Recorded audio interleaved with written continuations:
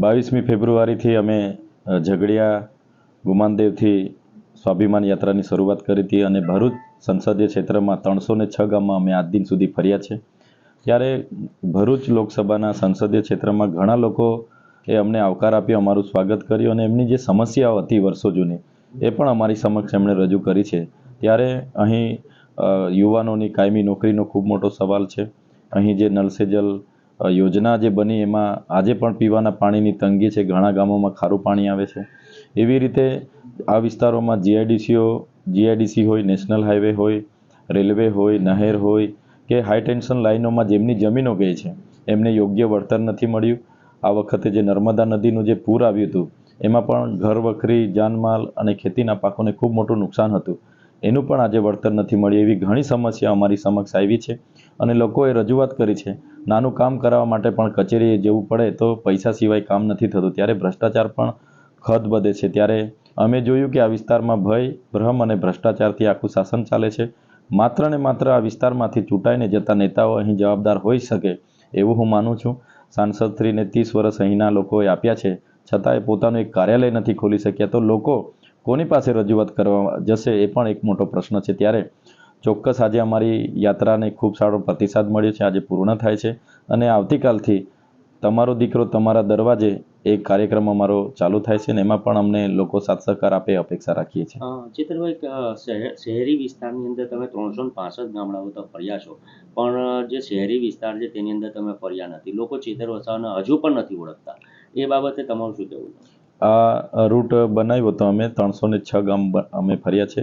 હવે પછીનો જે અમારો તમારો દીકરો તમારા દરવાજેનો કાર્યક્રમ અમે ચાલુ કરીએ છીએ એમાં ડોર ટુ ડોર કરવાના છે અને શહેરી વિસ્તારોને એમાં અમે આવરી લીધા છે. એ યાત્રાની અંદર કોંગ્રેસના કેટલાક સભ્યો જોડાશે કે નથી જોડાશે? અમે સ્વાભિમાન યાત્રા ચાલુ કરી એમાં ગઠબંધન થયા પછી તમામ કોંગ્રેસના અગ્રણીઓએ અમારું સ્વાગત કર્યું, અમારી સાથે જોડાયા છે.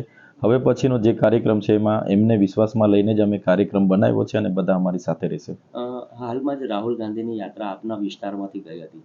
રાહુલ ગાંધીએ તમારું નામ સુદ્ધા લોકોને સમક્ષ રજૂ ન કર્યું. તે બાબતે આપનું શું કહેવું? રાહુલ ગાંધી અહીંના લોકોના સ્થાનિક પાયાના પ્રશ્નો છે એની ચર્ચા કરતા હતા, પણ શરૂઆતમાં એમણે મને નીચે જોયા એટલે તરત મને ઉપર બોલાવીને એમની સાથે ગાડીમાં બેસાડ્યા અને જતી વખતે પણ એમણે મને કીધું કે આખી કોંગ્રેસ પાર્ટી તમારી સાથે તન મન ધનથી સમર્થનમાં છે.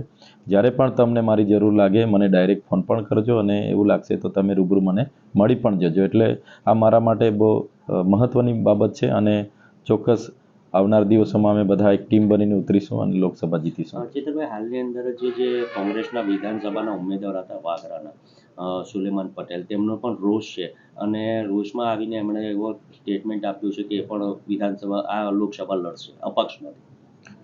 આ લોકસભાની ચૂંટણી છે, લોકશાહી છે, બધા જેને લડવું હોય એને એ લડી શકે છે, પણ સુલેમાનભાઈ પટેલ કોંગ્રેસના અગ્રણી છે.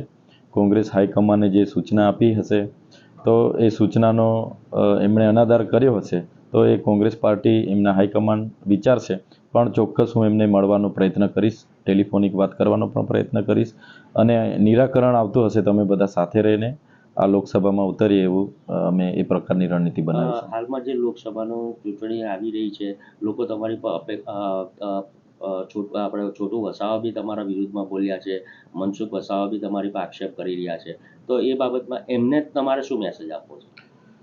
લોકો ખૂબ જાગૃત છે અને એકદમ ઝીણવટપૂર્વક જોઈ રહ્યા છે. ચૈતરભાઈને હરાવવા માટે આજે ભાજપે કેવા લોકોને કેવી મજબૂરી પેદા થઈ છે ભાજપની કે એમની વિરુદ્ધના લોકો, મહેશભાઈ વસાવા હોય કે હર્ષદભાઈ વસાવા હોય કે અમારા આમ આદમી પાર્ટીના લોકોને તોડવાનું કામ કરીને એમની સાથે લઈ જઈ રહ્યા છે. એટલે લોકો ખૂબ ઝીણવટથી જોઈ રહ્યા છે અને લોકો એનું જે લોકસભાની ચૂંટણી છે એમાં એના વિરુદ્ધમાં મતદાન કરીને એનું રિઝલ્ટ આપશે એવું હું માની રહ્યો છું. છેલ્લો પ્રશ્ન, એક વાત જાણવા મળી છે કે એક સાઈડ મનસુખભાઈ વસાવા ઊભા રહ્યા છે આપના જ સમાજના, એક તરફ મહેશભાઈ વસાવા જે છે તે જ ભાજપમાં જોડાઈ ગયા છે અને એક તરફ છોટુભાઈ વસાવા છે જે પોતાની પાર્ટી ઊભા રાખીને લડવાનું કહે છે, તો આની અંદર તમને કેટલું નુકસાન જશે? મનસુખભાઈ વસાવાને તો અહીંના સંસદીય ક્ષેત્રના લોકોએ 30 વર્ષ આપ્યા છે, એમાં એ નિષ્ફળ નીવડેલા છે એટલે લોકોમાં ખૂબ મોટો આક્રોશ છે. અને જે રીતે મહેશભાઈ વસાવા અત્યાર સુધી ભાજપના વિરોધમાં બોલતા હતા, એમનો પરિવાર એમના વિરોધમાં છે, છતાંય ભાજપમાં જોડાઈ ગયા છે, ત્યારે અંદર ખૂબ મોટો જૂથવાદ પેદા થવાનો છે. પ્રકાશ દેસાઈની ટીમ છે, ત્યાંના સ્થાનિક આગેવાનો ખૂબ વિરોધ કરી રહ્યા છે. એટલે મહેશભાઈના જવાથી અમને કોઈ નુકસાન નથી, પણ મહેશભાઈએ ભૂતકાળમાં જે પણ કર્યું હશે એ લોકો પણ અમને ફોન કરીને કહે છે કે મહેશભાઈના ભાજપમાં જોડાવાથી આવનાર દિવસોમાં અમે તમને ફૂલ મદદ કરીશું. એટલે ચોક્કસ ભરૂચ લોકસભામાં અમને ફાયદો થવાનો છે.